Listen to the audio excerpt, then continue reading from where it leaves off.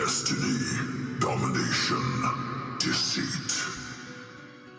Once known as Sahn-Uzal, the follower of a dark faith lost to the passage of time, a remnant of old Runeterra, now resurrected through an occult third party, he bears a new name: Mordekaiser, the Iron Revenant, a story of willpower and defiance to the very nature of Runeterra itself.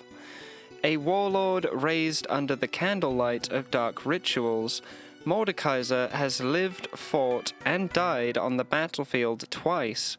Lying now in wait, he seeks to enact his greatest plan yet. From mortality to the wielder of a great bastion of power, the originator of Noxian proverb, and the fear of those who remember his error, the Iron Revenant is a story known throughout Runeterra, and many seek to destroy Mordekaiser should he return once more. Twice slain, thrice born, Mordekaiser seeks to dominate the world of the living through a passage of war and abyssal terror, patiently pursuing the path towards complete control of Runeterra. He marches onwards. Life is a bitter shame. In the previous epoch, there stood a powerful warlord by the name of Sahn-Uzal. He would rise to become a powerful warrior and sought to destroy and conquer in the name of his beliefs. There's not a lot of names given for locations or timeline, so it's hard to try and pin down where exactly Sahn-Uzal was or where they came from. Because of this, not a lot is known about Mordekaiser before he became the Iron Revenant. Little can be found regarding the old faith that was followed by his people, but we can talk about why that might be later. The culture of Sahn-Uzal said that those who were deemed fit would be ascended to the Hall of Bones and granted a seat at a table with the gods themselves. Driven by this dark faith, he rampaged across the northern wildlands. Sahn-Uzal crushed every tribe and settlement in his path, forging an empire in blood and death. There were no writings of notable foes, nor of notable victories or defeats, simply conquest and destruction, led by the belief that it will serve him in the afterlife. As Sahn-Uzal's mortality came to its end, he took pride in his accomplishments, and comfort in the knowledge that he had earned himself a seat at the gods' table, the glorious Hall of Bones, for all eternity. And so he passed on, a once powerful warlord brought to his end by the passage of time. But with his accomplishments, surely this would bring him something, if not a reward. Death does not tire. Death in Runeterra can be a complicated subject at the best of times. Generally speaking, there is a representative force or embodiment of death that is responsible for responding to when someone dies. A primordial incarnation of the mechanics of mortality. These are the gods of death. A god of death acts as a guide between the spirit realm and the mortal world, enforcing the system of mortality across Runeterra. The realm of death is built from the beliefs of Runeterra. Its landscape shifts across different cultures according to their beliefs. For many, the flow of air and water signify the inexorable movement of time and mortality. These gods have many forms and many iterations, but the most well-known are Kindred, the eternal hunters. The Kindred, an incarnation of death itself, represented as the paired duality of lamb and wolf, act as collectors of those who have passed on. I've gone into a lot more detail regarding the gods of death within Runeterra and their linked cycle with the Mask Mother, so feel free to check that out if you're interested. So why is this important to Mordekaiser? Sahn-Uzal was born in an age where the story of the kindred may have been heard, but his culture did not have a kindred myth. So when they passed, they were taken to the spirit realm, and, well, this is where things can get a bit complicated. Sahn-Uzal's people believed in the Hall of Bones and great warriors, similar to that of a Nordic Valhalla. The realm of death is supposed to be shaped by the beliefs of mortals, so as Sahn-Uzal awoke, he expected to see the Hall of Bones.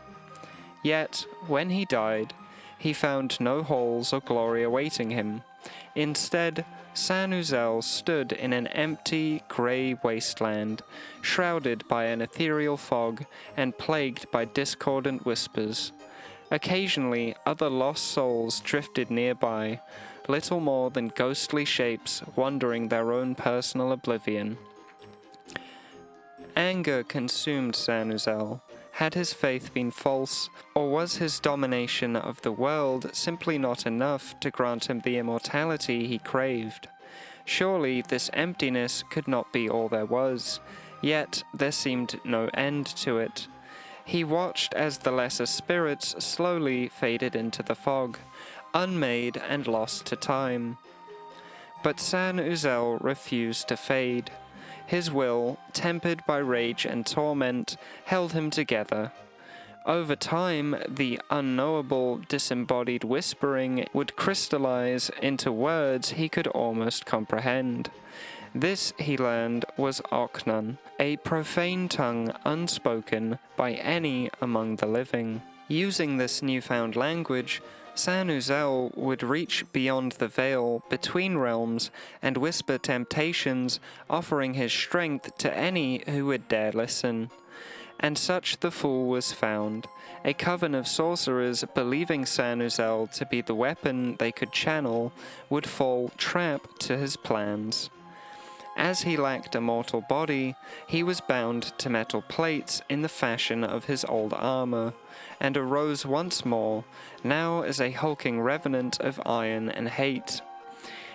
His reward for this service, oblivion. In desperation, the sorcerers screamed out his name to bind him, but to no avail, for Sahn-Uzal was no more.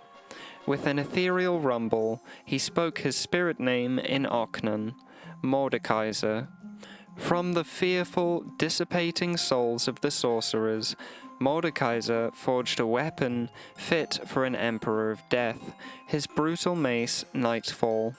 He then seized control of the army that the sorcerers who summoned him had assembled. This would mark the reign of the Iron Revenant, a span of 3 centuries where Mordekaiser would seek to conquer Runeterra itself. Once I suffered a mortal body. Now I am Iron Incarnate. Arisen once more, and having shed his mortal form, Mordekaiser sought to create a fortification of great power from which he could command his revenant crusade. The Immortal Bastion was constructed, a grand and powerful vessel for which Mordekaiser could receive power from. Here, at the center of his plans, lay his greatest strength and weakness, the anchors that bind Mordekaiser's soul to his armor reside within the Immortal Bastion and played a key role in both his rise and downfall. While the strict functionality and mechanisms behind the source of his power are not explained, within the Immortal Bastion is housed a room referenced as the Well of Death, or the Well of Souls, of which the power of the Iron Revenant is drawn. Through channeling this power, Mordekaiser was able to employ his plans of domination. Mordekaiser hungered for all the forbidden knowledge of spirits and death, and a true understanding of the beyond. He assembled a cabal of mages during his reign that would serve to aid him in his conquest, and aid him they did, for the Iron Revenant has achieved feats of magic beyond that of comparison within Runeterra. Amongst his armies and mages, there stood 2 notable characters, Two great beasts, one of fire and one of shadow, were said to aid Mordekaiser during his conquest. The beast of shadow is unnamed and unknown in its current location, but the beast of fire is known by the name of Tybaulk. Tybaulk is the many-armed demon of fire that is currently in the possession of Annie Hastur, the Dark Child. We can talk about Tybaulk and Annie later, but understanding that Mordekaiser found the knowledge and means to use the beasts of fire and shadow is key to highlighting how powerful he truly was during his conquest. As centuries passed, Mordekaiser would become known to care only for massacre and destruction. He raised the Immortal Bastion at the center of his empire. While most assumed it was merely a seat of power, some came to know the secrets it held. This search for knowledge, this quest for power, inspired enemies to rise against the Iron Revenant. Different barbarian tribes known as the Noxus unified in their efforts to defeat Mordekaiser, but ultimately his largest threat would come in the form of betrayal at the hands of a sorceress. Ah, the Black Rose. I remember your petty manipulations. During his reign, an elite circle of mages would be organized to serve Mordekaiser. Among these mages stood Leblanc, who would be known under the alias of the Pale Sorceress when referenced during this time. At the height of Mordekaiser's dark reign, it was said that a mythic and bloodthirsty fiend haunted the coastal cliffs of eastern Valoran, demanding young lives and savage worship from the Noxus tribes. Few were welcome in his lair until the day a pale sorceress from the inner circle of the Iron Revenant approached this barbarian god with an offer. The two feasted together as equals, weaving magic so dark that the wine at their table soured, and the roses withered, vibrant red turning to black. This was the formation of the Black Rose, a secretive cabal which would later feature other champions such as Elise and Cassiopeia. Leblanc is maybe one of the few who knows the source of Mordekaiser's power. Whether or not they understand this source or its origins has not been confirmed, but they are aware of the purpose and the function of the Well of Death. Using this knowledge, she intended to betray Mordekaiser, but also sought to do so with a plan to benefit her own grand scheme over the passage of time. Leblanc discovered a way to separate Mordekaiser from his source of power and rallied with the barbarian tribes against the Iron Revenant. Leblanc was able to unbind Mordekaiser from his armor, forcing him to return to the realm of death and ultimately ending the reign of the Iron Revenant, but this came with the darker purpose. Leblanc had Mordekaiser's armor hung above the Well of Souls and was able to hide the true powers of the Immortal Bastion from the Noxus tribes who had defeated its creator. She would seek to deceive and veil the Immortal Bastion from the Noxus, with plans to eventually use it as a base of operations for the Black Rose.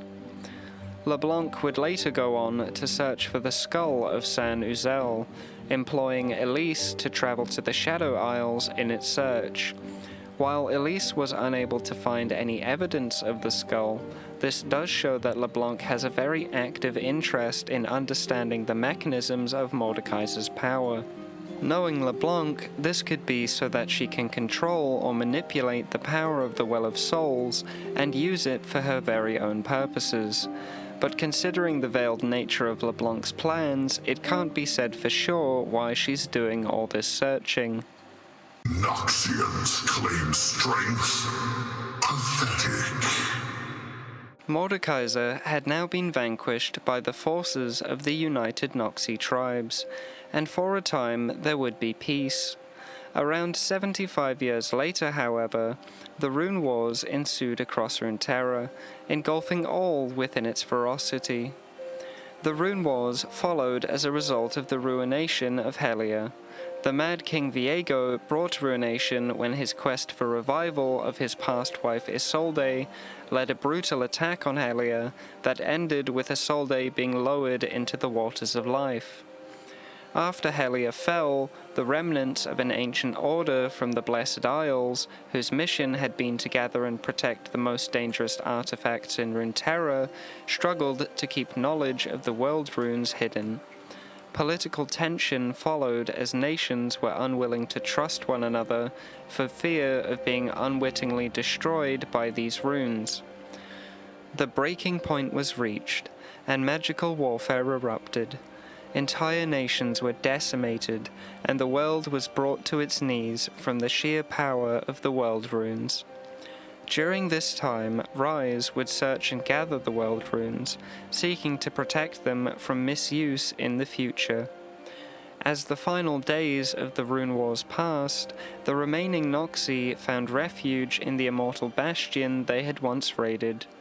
When they emerged, they were no longer Noxi, they were Noxus. Bound together as the survivors of the Rune War, they created Noxus Prime, the capital of Noxus, by building it on top of the fortifications of the Immortal Bastion.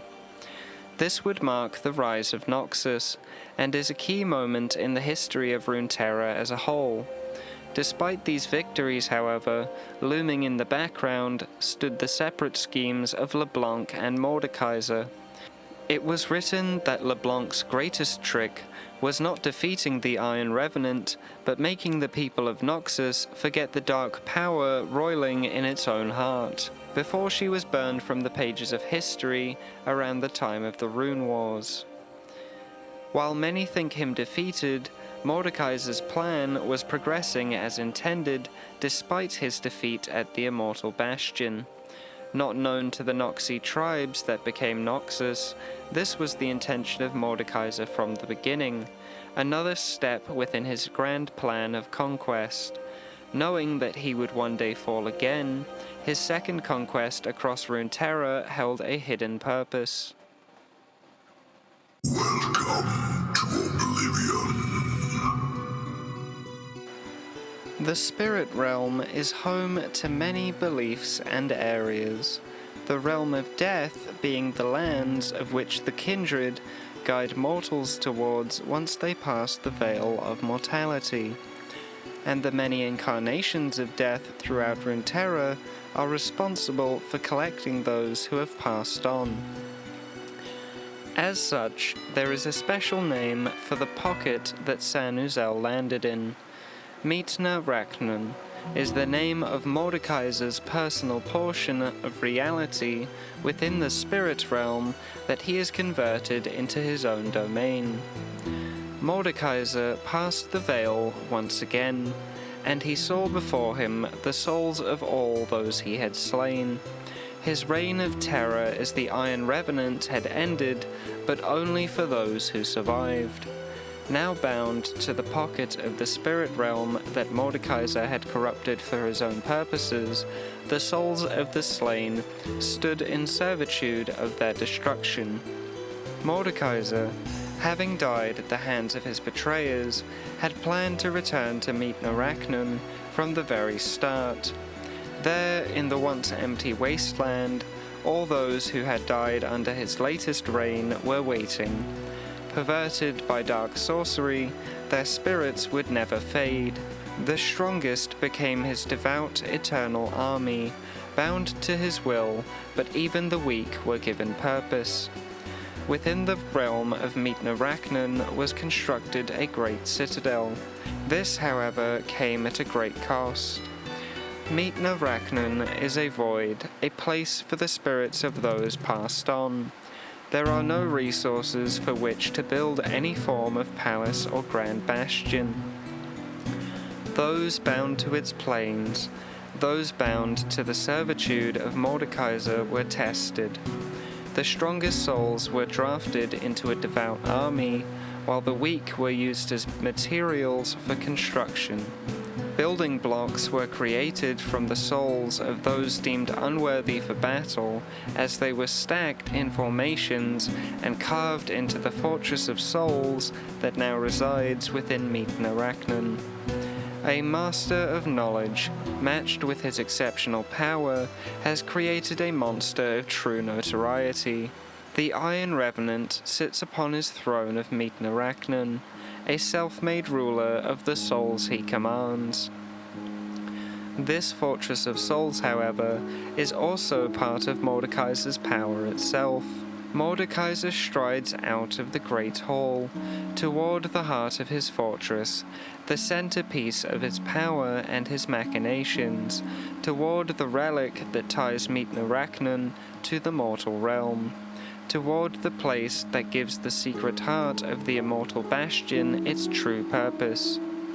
Within this heart of his fortress, in Mitna Rachnun, is held the source of the Iron Revenant's power, and this relic is the source of his strength. That's about all we know about the relic. It's very briefly mentioned, but it is very important in understanding the link between the spirit realm and the mortal realm that Mordekaiser uses to channel his powers. If we take it a step further, it could be speculated that Leblanc was able to sever the link between the Well of Souls and Mitna Rachnun, resulting in Mordekaiser being banished back to the spirit realm. This, however, is purely speculation, and we would require the specifics of how Leblanc was able to defeat Mordekaiser in order to understand his interactions with the relic in more detail. Your false gods cannot save you.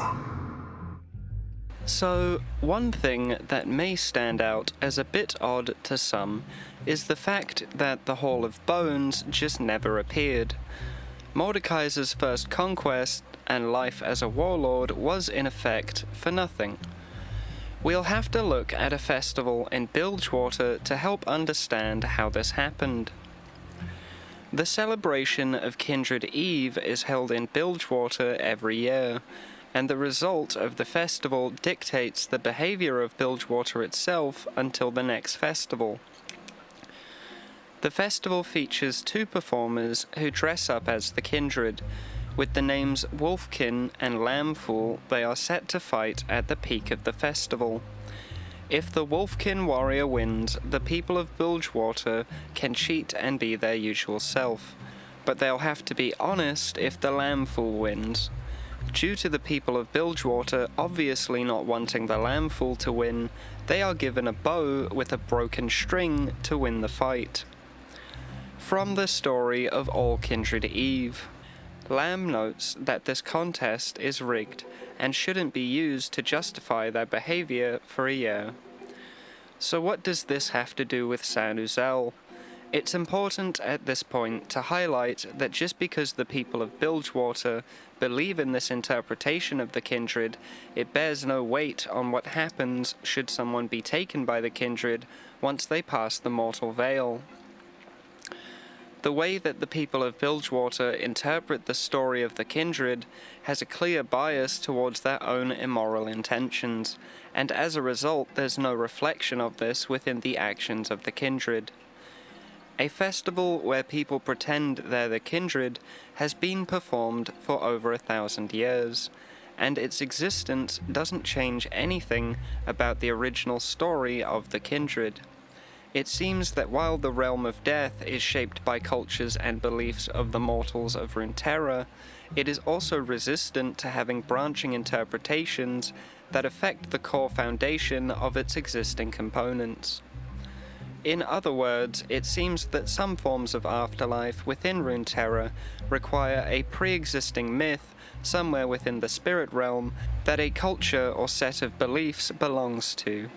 There must be something that binds a belief to the spirit realm, otherwise that belief is in effect just a story. So with that in mind, we can move on to discuss Mordekaiser's afterlife situation. Naive men pray to the gods. They will learn to pray to me.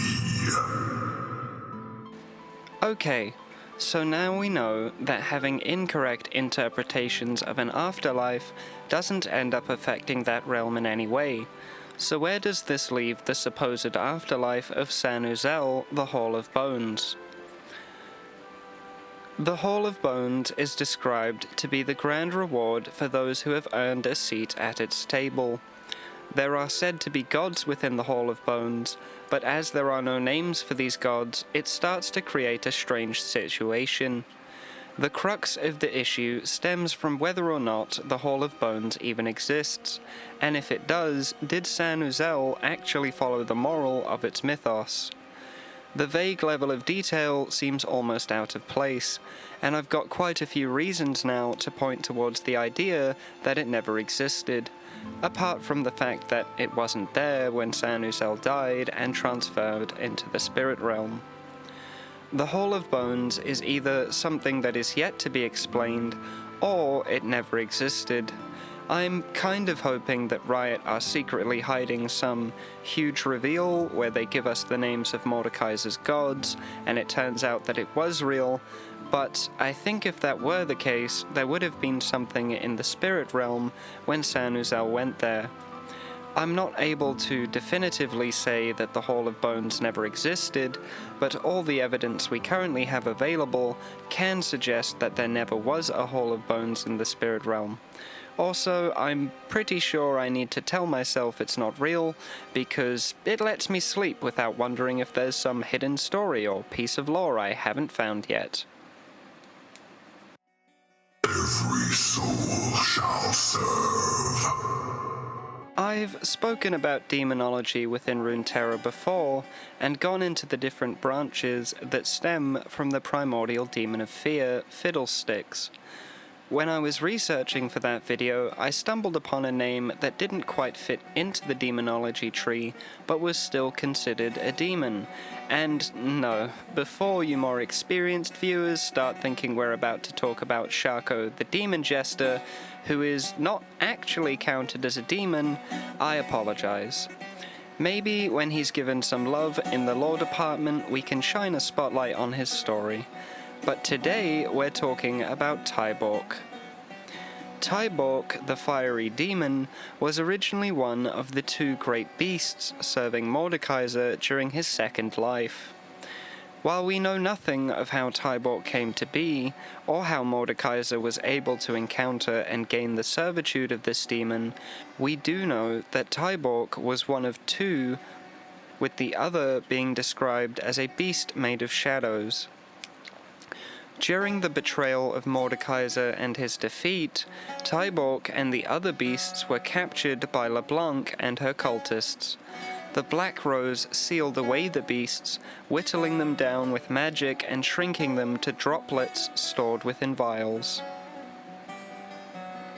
Tybaulk was then sent to the Ravenbloom Conservatory and infused into a mage named Ameline Kiosar in order to enhance her magical powers. Tybaulk would constantly speak to Ameline and showed her his story through shifting flames to show his past. After finding her partner and marrying Grigori Hastur, Ameline took pity on the demon and transferred Tybaulk to a teddy bear shortly before having her daughter Annie. Annie was gifted Tybaulk in this teddy bear and was nicknamed Tibbers. Impressed with Annie's will at resisting his temptations, Tybaulk became her protector. Now a guardian of the Kiosar Hastur family, it seems that Tybaulk has no immediate plans to try to return to Mordekaiser. Because we don't know the relationship between Tybaulk and Mordekaiser, it's hard to say what would happen if they encountered each other again, or where the Beast of Shadow could be found. Mordekaiser also seems to have no interactions or anything to say to Annie in-game when they see each other, so Tybaulk is potentially driven by their own motivations that haven't yet been explained. Overall, the link between Annie and Mordekaiser is certainly one of the more unexpected character connections that I found when researching for this video. Ah, Veigar. Such exquisite torment I gifted you. Yordles are an inhabitant of Runeterra that come from Vandal City. They are relatively mysterious in both their history and current ongoings. Bandle City itself is protected by its location, as the random physical geography of Runeterra provides no indication of where Bandle City could be located, but rather points to where some of the access points to Bandle City can be found. During his second life, Mordekaiser, in rampaging conquest, ended up taking a prisoner of war in the form of a Yordle. While not too much is known about Veigar's early life within Bandle City, it's stated that he left due to dissatisfaction with Yordle magic. He learned with human masters how to wield the power of the stars, which he excelled at. This achievement, however, would come to be a deficit, as it drew the eye of Warlord Mordekaiser during their passage of war through Valoran. Veigar was captured and imprisoned by Mordekaiser, who tortured Veigar for years. Taking interest in his knowledge of magic and other realms, Mordekaiser forced Veigar to twist his magic for the purposes of harm, having Veigar act as a weapon of destruction against those who would oppose the Iron Revenant. As a result of the atrocities he was forced to commit, Veigar's mind broke at some point during his imprisonment.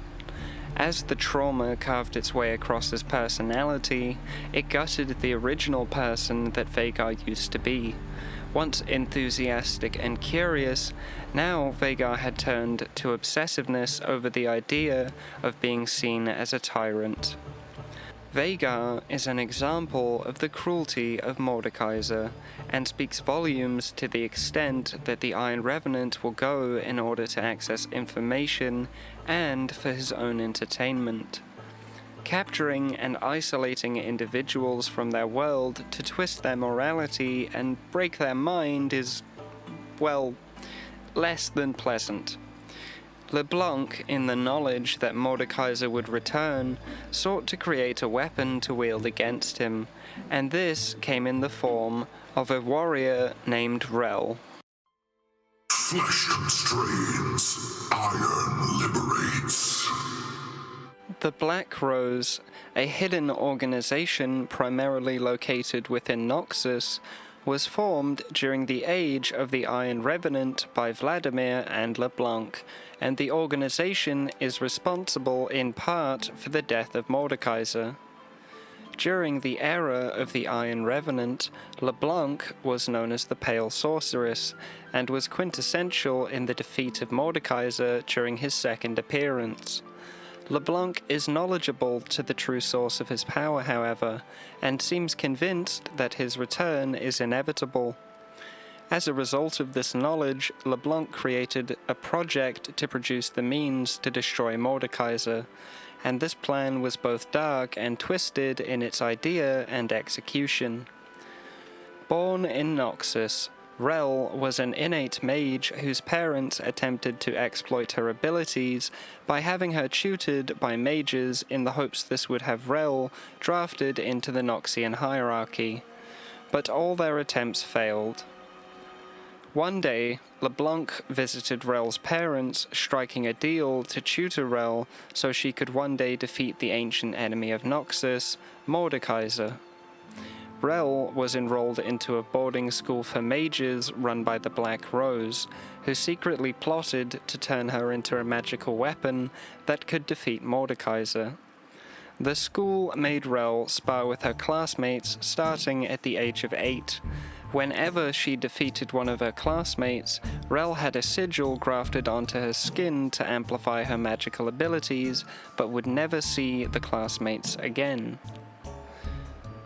As Rell sparred again and again, she got more sigils and became increasingly powerful, but more of the students would disappear. After a spar during her 16th birthday, she grew fed up and pushed past the guards to venture into a forbidden part of the school grounds. To her horror, she found all of her classmates had been nullified. Their magic had been extracted by force and turned into the sigils that now marked Rell. This process left the other students devoid of memories and emotion, simply a husk of the person they were. In a fit of rage, Rell unleashed her full power and destroyed the school, killing most of the staff and freeing the remaining students within. Constructing a metal horse and lance through her powers, she became a crusader dedicated to destroying the Black Rose for what they've done, killing those responsible and hoping to one day destroy Noxus for doing nothing about them. Needless to say, Leblanc's plan severely backfired here. Rell is incredibly strong, and the power of Ferromancy is a good way to deal with an enemy who calls themselves the Iron Revenant. But Rell is also hellbent on destroying the Black Rose and Noxus. In an almost ironic fashion, while succeeding to create a weapon against Mordekaiser, Leblanc also ended up creating a weapon against herself. In the world beyond, blackened ichor filled a crumbling sky, as souls withered to nothing. But I refuse to fade. Born in the past epoch, Sahn-Uzal rose to become a ferocious warlord. Conquesting over the northern wildlands, he would serve the faith of his people in the hope of gaining a seat within the Hall of Bones amongst gods. Vicious in his actions, Sahn-Uzal had no notable enemies, no notable victories or defeats, simply a march towards destruction in the belief that it would serve him in the afterlife. As his mortality came towards its end, Sahn-Uzal took comfort in his actions. Confident in the idea that he would now see the Hall of Bones, he passed on from the mortal veil. As Sahn-Uzal woke, it was not the Hall of Bones that he would find, but the emptiness of the spirit realm. The nothingness creates a vast horizon of fading existence. As Sahn-Uzal begins to recognize the situation surrounding him, the spirits of mortals who had also passed the veil slowly wither into the fog. But Sahn-Uzal refused to fade. Enraged at the lack of foundation for his beliefs, tempered by the rage and torment he began to understand. As time passed, the whispers of the spirit realm would slowly form into words.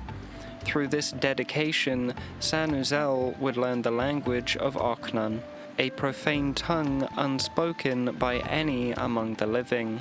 From the spirit realm, he would cast whispers through the veil, tempting those who would seek power to summon him. In time, he would reach a group of mages who dared try to summon him in aid of their war. Lacking a mortal vessel, he was bound to a suit of iron armor fashioned in the image of his former self. As he was summoned, he laid waste to the mages that performed his ritual. The mages attempted to bind the spirit they had summoned by using his name, but Sahn-Uzal was no more. With an ethereal rumble, he spoke his spirit name in Ochnun, Mordekaiser. Mercilessly slaughtering their group and forming from their souls his weapon of choice, a gigantic mace by the name of Nightfall, he would now seek to perform his second conquest across Runeterra. This period would be known as the Reign of the Iron Revenant, and Mordekaiser raged throughout the lands of Valoran for over a century. His quest for knowledge and power would inspire enemies to rise against him. Through the union of the tribes of the Noxus, they would rise against him, and tied with a pivotal betrayal at the hands of Leblanc, the Pale Sorceress, the binding between Mordekaiser and the Well of Souls was severed, banishing him once more to the spirit realm. But this was his plan. Mordekaiser passed through the veil once more. Dark magics bound the spirits of those he had slain in over a century of conquest. Mitna Rachnun, his own personal section of the spirit realm, now began its construction of the Fortress of Souls. Using the spirits of the weak as mortar and brick, a grand and powerful citadel was constructed within Mitna Rachnun. And now we find ourselves at his most recent actions. He steps atop the twisted iron and looks back across his great hall. His generals, souls that were worthy to die at his own hand when he last walked the physical realm, stand at attention. None so much as flinch in response. None will move without his direct command. Now his kingdom is ready. In his first life, he thought himself a great conqueror, befitting the eternal halls of his faith.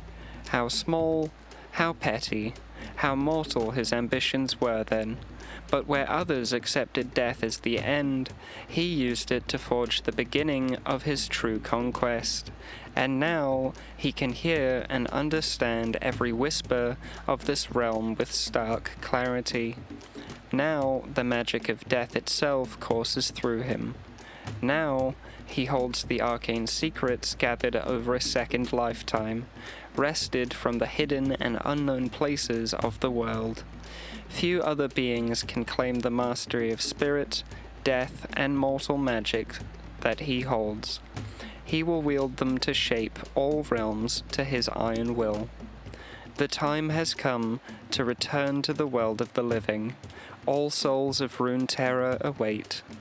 Mordekaiser raises nightfall in one hand, and so his final reign begins. I find Mordekaiser to be one of the most truly evil characters within the world of Runeterra, a being whose actions are recorded through history due to their scale, and whose intentions still impact the motivations and goals of those such as Leblanc, who spends her time preparing to fight him should he return. He has connections to a few characters I didn't expect to find, such as Annie and Tybaulk. Despite the fact that this video was quite difficult to make due to the lack of clarity regarding Mordekaiser's lore, it's been well worth it to finally understand just a bit more about the Iron Revenant. So there we have it. Thanks for watching. If you enjoyed the video, please hit the thumbs up button and consider subscribing if you're interested in the content. I stream occasionally on Twitch, and you can find my links down below. Take care.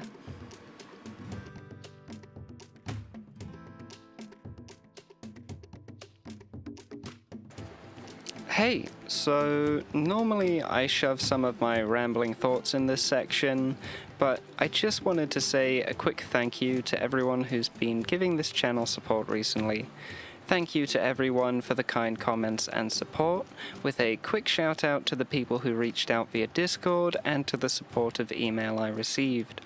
When I first started making my lore videos, I only had around 30 subscribers, and suddenly I'm on a goal towards hitting the 1K mark, which is both scary and wonderful. Thank you everyone for your feedback, your insights, and your criticisms. They have all been quintessential in helping this channel grow. Take care.